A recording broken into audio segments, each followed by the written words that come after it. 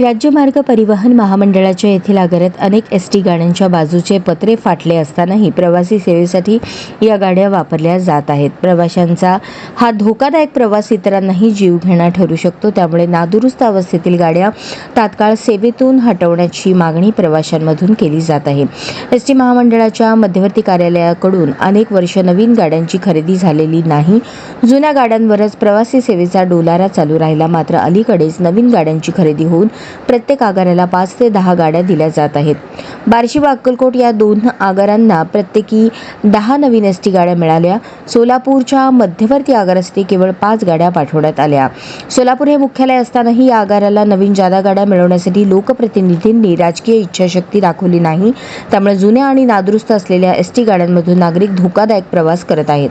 अनेक एसटी गाड्यांचे पत्रे दोन्ही बाजूला फाटलेले आहेत. काही गाड्यांचे पत्रे लोंबकळताना दिसत आहेत. अनेक गाड्यांच्या खिडक्यांना काचा नाहीत. चालकाच्या समोरील काचेस तडे गेले आहेत.